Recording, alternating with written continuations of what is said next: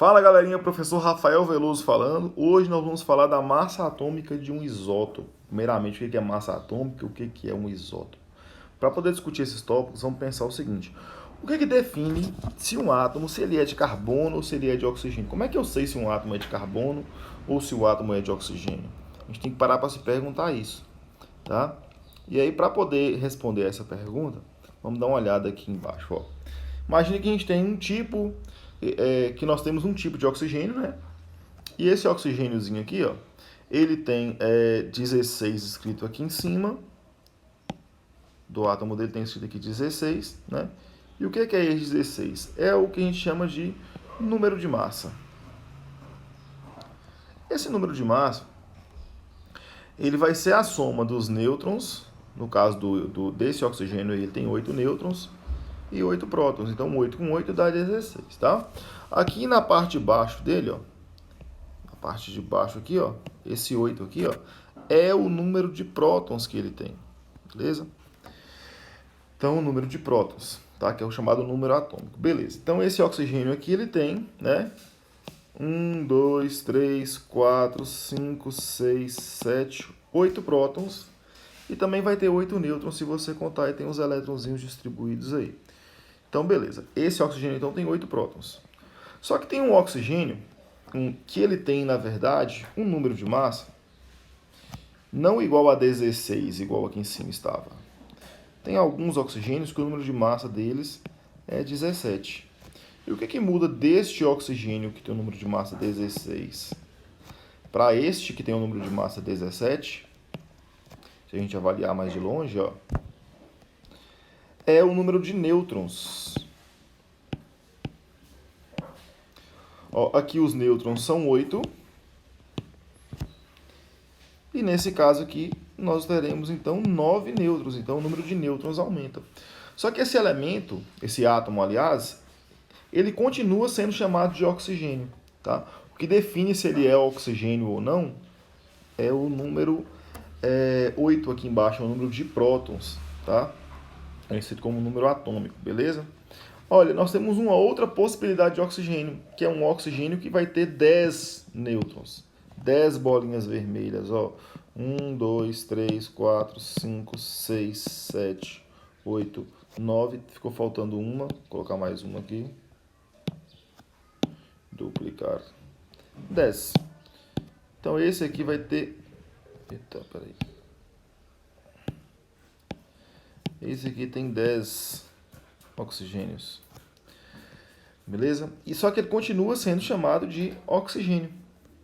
Por mais que ele pode ter 16 de número de massa, 17 ou 18 de número de massa, ele continua sendo chamado de oxigênio. Então, qualquer átomo que tem 8 prótons, que tem número atômico igual a 8, vai ser chamado de oxigênio. Então, nós temos 3 tipos de átomos que podem ser chamados de oxigênio. Esses 3 aqui, ó. E o que há de comum entre eles? Nós já falamos, né, que eles têm o mesmo número de prótons. Então, o que vai definir se um átomo é de um elemento ou de outro é o número de prótons, tá? Esses 3 átomos, a gente fala que eles são isótopos, porque eles são átomos, né, que são diferentes, mas são de um mesmo elemento, tá? Esse iso aqui vem de igual, e o topos, né, a gente vai pegar esse P aqui, ó, e associar com o P de prótons. Então, isótopos, o P de topos, a gente vai associar com o P de prótons. Então, esses 3 átomos, eles têm o mesmo número de prótons, tá ok? Por isso, eles são de um mesmo elemento. Tá, e então, como é que a gente vai saber quanto que um átomo pesa? Que é o que a gente chamou de massa atômica lá em cima. Então, o que é isótopo a gente já entendeu. Vamos ver agora o que é a tal da massa atômica. Então, definiu-se o seguinte, ó, se você pegar um átomo, imagina que você pega um átomo do isótopo de carbono 12. Então, o carbono ele também vai ter outros tipos de carbono, né? A gente vai pegar um carbono que tem... Todos os carbonos vão ter 6 prótons. A gente vai pegar um carboninho lá que ele tem um número de massa igual a 12. Beleza. Se eu pegar esse átomo de carbono e colocar numa balança... Vamos imaginar uma balança, né? Lógico que eu não vou pesar um átomo em uma balança, né, gente? Mas se eu fosse avaliar a massa desse átomo, né, convencionou-se que a massa deste átomozinho aqui, ó, tem o valor de 12 unidades de massa atômica, tá? E aí, a partir disso, se você fala que um átomo de carbono pesa 12 unidades, a partir dessa massa você consegue definir, né, por relação, você consegue definir a massa dos outros átomos. Você consegue saber quanto que um átomo pesa a mais do que um átomo de carbono, por exemplo. O átomo de carbono pesa 12. Se um átomo for 2 vezes mais pesado do que o de carbono, ele vai pesar 24 e assim por diante. Ou seja, cada unidadezinha dessa daqui, ó, vai ser equivalente a os 12, que é a massa do carbono, dividido pelo número de massa dele que está aqui em cima. Então, na hora que eu faço essa divisão, eu tenho uma unidade. Então, é mais ou menos como se eu pegasse um átomo de carbono. Então, aqui eu tenho um átomo de carbono inteiro, né? Aí eu divido ele em 12 partes. Pego uma fatiazinha, né? Então, essa uma fatia é 1/12 do átomo todo, certo? Então, esse 1/12 de um átomo de carbono 12, ele tem massa atômica igual a uma unidade. Então, se um átomo, por exemplo, de hélio, eu pego um átomo de hélio lá, o hélio ele é assim, ó, ele é 2 e 4.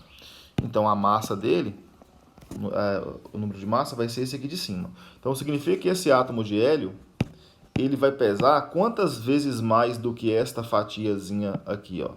Se essa fatia pesa 1 e o átomo de hélio tem um número de massa igual a 4, então o átomo de hélio é 4 vezes mais pesado do que esta fatia do átomo de carbono. A gente consegue comparar. Na verdade, o que a gente chama de 1 quilo, ele também é uma comparação. 1 quilo é em relação a uma esfera que tem no museu do... Não sei se é o museu do Louvre. Um museu lá na França. Uma esfera que tem lá na França. E essa esfera, convencionou-se que a massa dela seria de 1 quilo. Então, convencionou-se. Alguém chegou um dia e falou assim, olha, gente, a gente precisa padronizar as medidas. Então, 1 quilo vai ser a massa dessa esfera aqui em específico. Tá? Essa esfera é super bem guardada lá dentro do museu. Então, é tudo por comparação. Né? O polegar, por exemplo, uma polegada, que é a medida que a gente tem em televisão, ela era, antigamente, em relação à polegada do rei. Só que aí o rei às vezes engordava, às vezes emagrecia, morria um rei, nascia outro, a polegada mudava e eles estavam tendo problemas com isso e eles resolveram padronizar.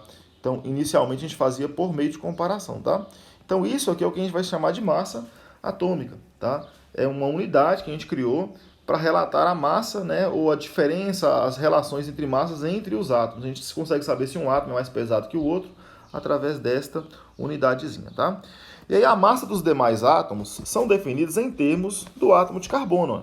Então o isótopo 16 do oxigênio, que a gente pode escrever ele assim, ó, esse aqui a gente pode escrever ele assim, ó, O16. Se eu escrevo O16, já sei que é o isótopo do oxigênio que tem 16 de número de massa. Então esse isótopo aqui ele é 16 vezes mais pesado, né? Tem mais massa que essa fatia do carbono.